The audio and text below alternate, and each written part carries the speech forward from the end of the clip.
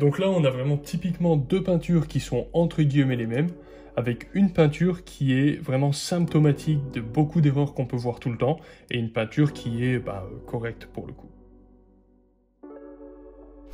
Salut à tous, aujourd'hui on va parler d'harmonie des couleurs et de saturation. J'ai vu que la dernière vidéo un peu pratique sur les couleurs vous avait plu, du coup je me suis dit on va continuer sur cette lancée. Donc aujourd'hui pour illustrer le propos, on va faire deux toutes petites peintures simultanément, les deux avec une palette limitée, une avec une palette très vive de couleurs et une avec une palette très désaturée. Une des peintures va être vraiment symptomatique de beaucoup d'erreurs qu'on va voir au niveau de l'harmonie des couleurs, et l'autre elle va être plutôt représentative d'une approche tonaliste de la peinture. Maintenant tu vas me demander, et à juste titre, c'est quoi une approche tonaliste ? En quelques mots, les peintres tonalistes ont une application toute particulière sur la question des valeurs. Ils ont une palette limitée, avec des couleurs plutôt ternes, plutôt désaturées, loin de toutes ces couleurs flashy, fluo, etc.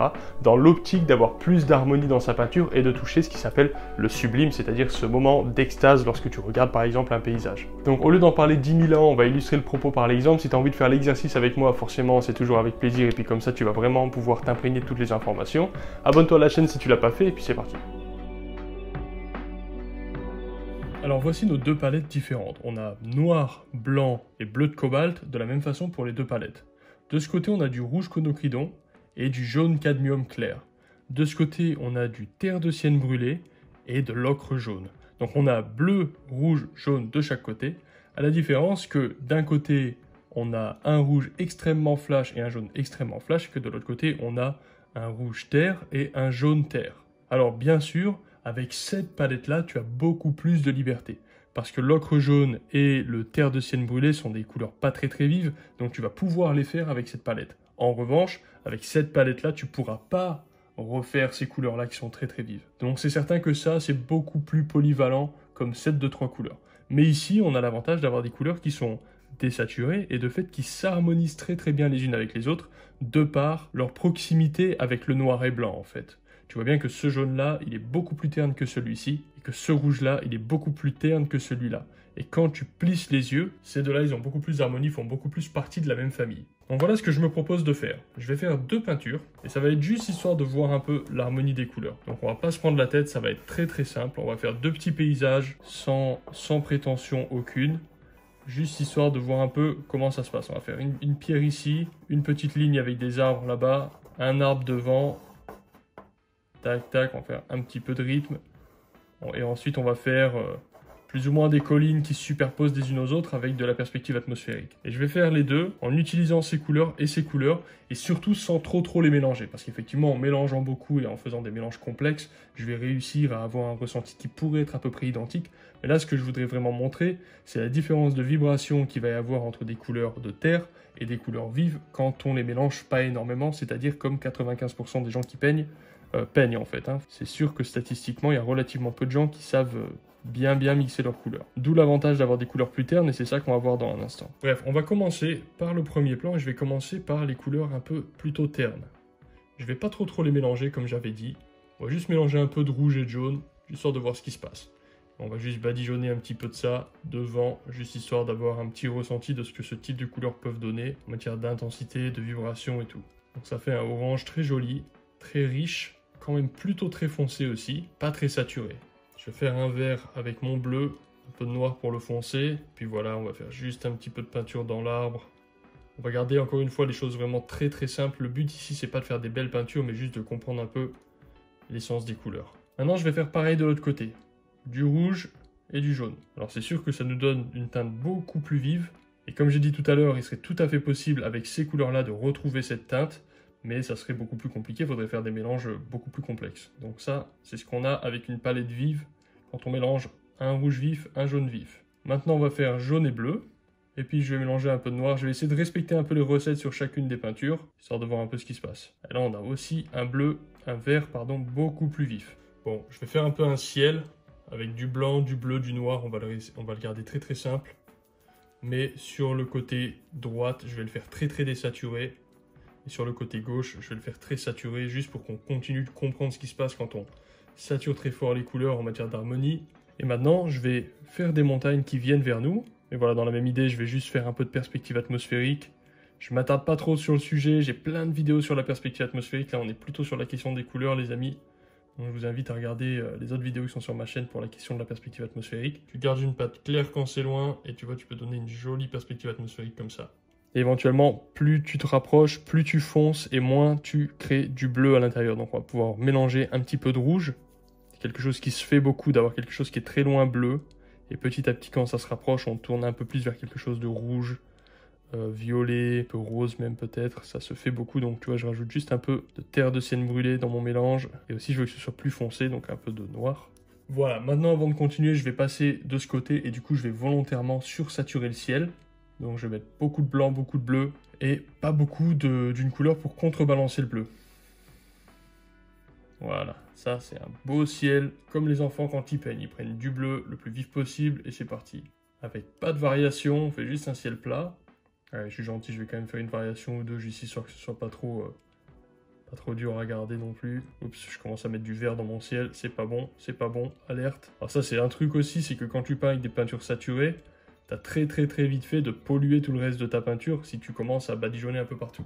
Alors qu'avec un peu des peintures moins saturées, c'est sûr que si j'avais mis un peu de ce vert dans le ciel, ça c'est moins grave que de ce vert intense dans ce ciel-là. Ensuite, on va faire des montagnes qui se rapprochent gentiment. Donc, je vais prendre encore plus de bleu pour que ce soit un peu plus foncé. On va juste balancer ça ici. Alors là, évidemment, je me fais l'avocat du diable, je fais exprès de faire une peinture qui va ressembler à rien ou qui va être beaucoup trop saturée. Juste voilà, pour pousser un petit peu le bouchon. Et ensuite, je vais rajouter un peu de rouge pour faire exactement comme j'ai fait ici dans l'idée. C'est-à-dire, on commence à partir un peu plus sur du violet, du rouge et un peu plus foncé comme ça. Voilà. Maintenant, je vais pouvoir tonaliser un petit peu tout ça, faire de nouveau du vert et balancer un petit peu de végétation au loin. Mais tu vois, ça va être assez léger. Et ensuite, on peut voir ici que l'eau, en général, dans les peintures vraiment qui débutent, c'est vraiment trop clair, c'est tout blanc. Alors qu'en fait, dans la flotte, tu peux y avoir plein de variations possibles et c'est pas nécessairement super clair comme ça. Tu vois maintenant que j'utilise que des petits coups de peinture pure ocre pour faire un peu mon devant, etc. et que des coups de peinture pure terre de sienne brûlée, tu peux voir effectivement que ça va, ça jure pas, c'est pas trop vif. Même retonaliser un peu l'arbre, ça veut dire que je vais le faire un petit peu plus foncé sur la partie qui va moins voir la lumière. Tu vois, je peux même rajouter beaucoup de noir dans l'arbre, juste histoire qu'il ressorte encore plus. Je mets même pas de couleur, je rajoute juste du noir. Et ça, c'est bien, comme ça, après, quand tu referas des glacis ou que tu recolorises plus tard, au moins, tu t'es bien occupé de tes valeurs dans un premier temps. Je peux même rajouter un petit peu, peut-être, de ce foncé à la base de ces arbres qui sont là-bas. Donc, de ce côté, on va faire de nouveau pareil, avec du rouge. On va voir un peu comment ça se passe. Ce genre de truc, donc juste faire quelques petites variations. On n'est pas là pour trop se casser la tête non plus. Et là, tu peux voir que je fais exprès de faire, en fait, des variations qui sont très répétitives, pour montrer à quel point le côté à poids comme ça, c'est pas beau. Il faut faire des variations qui soient imprévues. Ça veut dire qu'il faut rouler son pinceau, il faut le frotter un peu, il faut constamment changer un petit peu son angle d'attaque. Sinon, tu fais un truc comme ça, c'est vraiment dégueulasse. On va mettre un peu de lumière dans notre arbre. Allez, je vais tonaliser un petit peu quand même, parce que sinon c'est vraiment une arnaque totale. Quand même tonaliser un peu, c'est-à-dire plus foncé, voilà. Quand je dis je tonalise, ça veut dire que je me focalise sur les valeurs, quelle que soit la teinte. Voilà, histoire de ne pas faire un truc trop abusé quand même. Hop.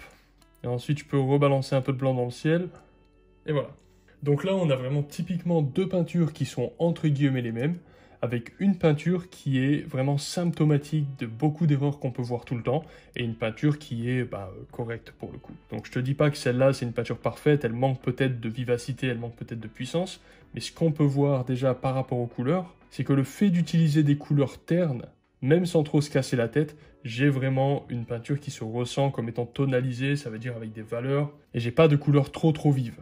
D'un autre côté, avec des couleurs trop flash et sans les mélanger, forcément je me retrouve avec des couleurs ultra pétards, et du coup c'est absolument moche, sans même parler de toutes les autres erreurs qu'il y a dans cette peinture.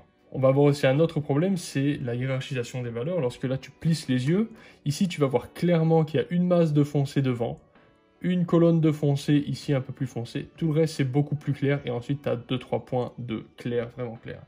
Ici, quand tu plisses les yeux, c'est beaucoup plus le bordel. On voit quasiment rien à part cette bande blanche qui est ici et 2-3 petites variations qui ressemblent à rien.